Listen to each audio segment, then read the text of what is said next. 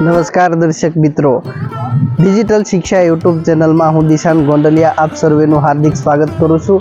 મિત્રો, આજે આપણે એક ઐતિહાસિક મંદિર વિશે વાત કરવાના છીએ, જે બોટાદ જિલ્લાના ગઢડા તાલુકામાં આ મંદિર આવેલું છે. જે રાધાવાવ હનુમાનજીનું મંદિર આવેલું છે, તેના ઇતિહાસ વિશે વાત કરવાના છીએ. અને આ મંદિર પર લાખો હજારો શ્રદ્ધાળુઓ છે દર્શનાર્થે આવતા હોય છે. તો શું છે આ મંદિરનો ઇતિહાસ, અને તમે પણ અવશ્ય એક વખત આ મંદિરની મુલાકાત લો. અને આ મંદિરનો ઇતિહાસ ખૂબ જ સરસ છે. તો આજના આ વિડીયોમાં આપણે રાધાવાવ હનુમાનજીનું મંદિર જે આવેલું છે તેના ઇતિહાસ વિશે વાત કરવાના છીએ.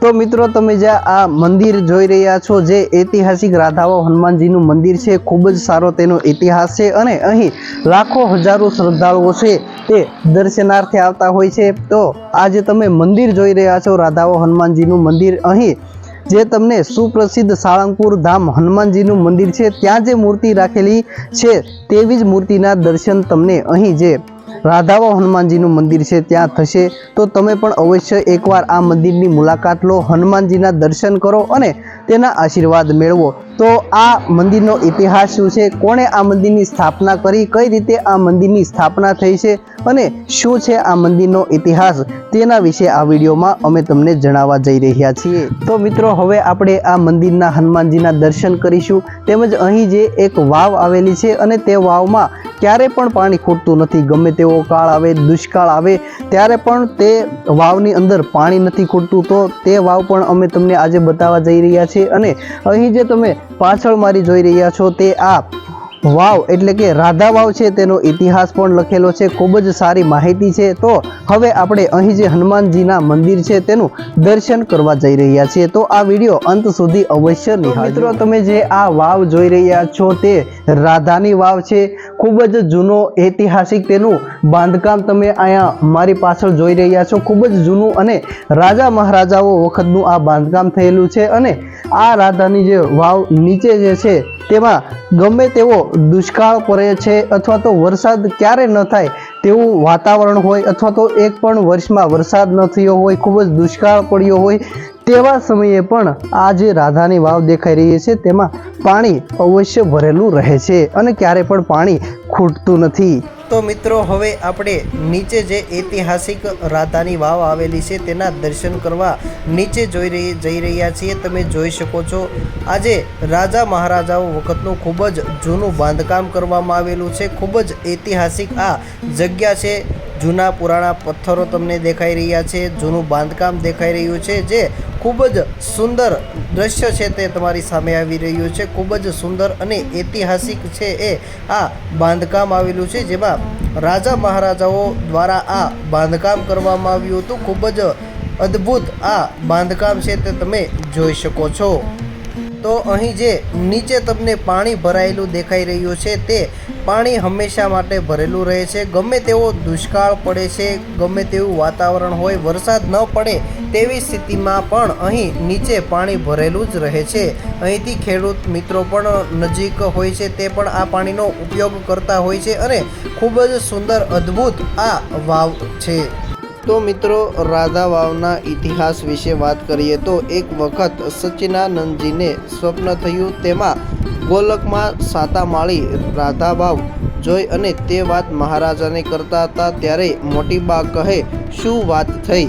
ત્યારે મહારાજ કહે, કંઈ નહીં. તો કહે, વાત કરો. પછી કીધું તો મોટી બાએ વાવ કરવાની વાત કરી તો પૈસા નથી. ત્યારે 200 પાળા તૈયાર થયા અને વાવ ગાળવાનું મુહૂર્ત કઢાવ્યું. તો મુહૂર્તના સમયમાં 50 મણ ગોળ ધાણા વેચ્યા હતા. પછી 200 પાળા 7 માળવાળી વાવ ગાળવા લાગ્યા હતા. તે વખતે મહાકાળ વિઘ્ન નાખવા આવ્યો હતો. તો મહારાજે કહેડાવ્યું માટે સૌ બહાર નીકળી ગયા. તો 100 ગાડા માટીની વેગ પડી હતી. આમ પાદરશોને બચાવ્યા હતા. પછી મહાકાળ આવી હાથ થાબડવા લાગ્યો અને મારી સાથે યુદ્ધ કરો. તો સચ્ચિદાનંદજીએ ઊભા થઈ કાળને પછાડ્યો હતો. આમ રાધાવાવ ગાળી અને 7 માળ વાળી બંધાવી પછી ત્યાં મોટો ઉત્સવ 8 દિવસનો રાખ્યો હતો. અહીં બાગ બગીચા હતા માટે તે રાધા બાગ પણ કહેતા હતા. અહીં આંબા, ગોંદો, આસોદરો, બાવળ અને આંબલી અને નારિયેળીના ઝાડ હતા અને ફળ ફૂલ બાગ હતો અને તેની પાસે મોટી તલાવડી હતી. ત્યાં પણ મહારાજ બેસવા જતા હતા. આમ રાધા વાવ એ વખતે વાંસળી વગાડી અને અહીં સુંદર મહારાજ સંતોને સામા આવતા. સચ્ચિદાનંદજી અને સિદ્ધાનંદજી બંને અહીં રહીને શાક, ફળ, ફૂલ, પોક, શેરડી, ચીભડા, ચણા પકાવી દરબારમાં મોકલાવતા હતા અને મહારાજ જ્યારે વાવ પર આવે ત્યારે ઉત્સવ કરાવતા.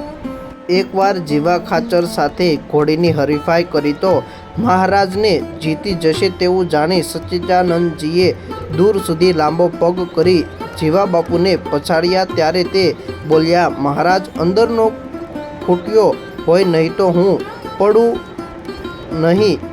બીજે દિવસે એભલ બાપુ હરીફાઈમાં માણકી જીતી ગયા ત્યારે બધા દુઃખી થઈ ગયા. પાછી આપે નહીં.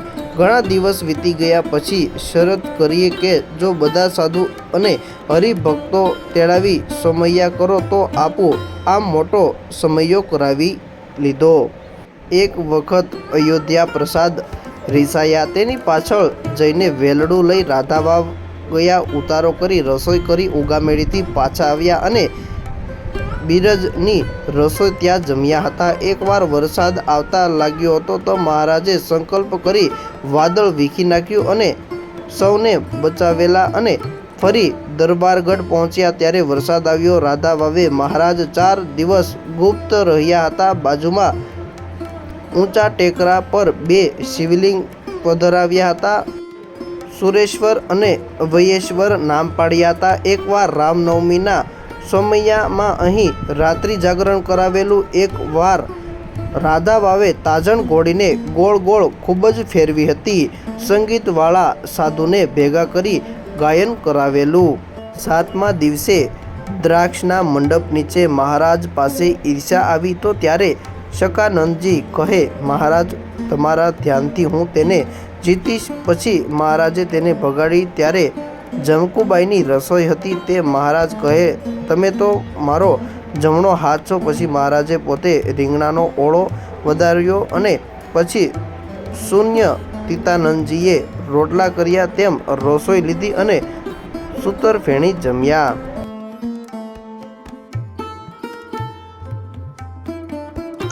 તો મિત્રો, આજના વિડીયોમાં અમે તમને હનુમાનજીના દર્શન કરાવ્યા. જે રાધાવાવ શ્રી સિદ્ધેશ્વર હનુમાનજી મહારાજ મંદિર જે બોટાદ જિલ્લાના ગઢડા તાલુકાના ઉગામેડી રોડ પર આવેલું છે તેના દર્શન કરાવ્યા.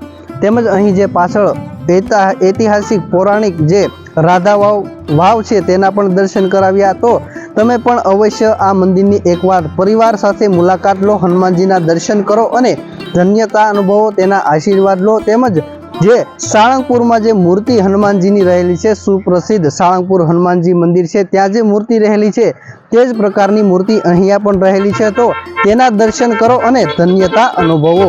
હું દિશાંત ગોંડલિયા આપ સર્વેની રજા રહું છું અને આગામી સમયમાં ફરીવાર એક નવા વિડીયો સાથે મળીશું. તો આ વિડીયો અમારો કેવો લાગ્યો તે કોમેન્ટ કરીને અવશ્ય જણાવજો. તેમજ તમારા નજીકના મિત્રોને પણ આ વિડીયો શેર કરજો.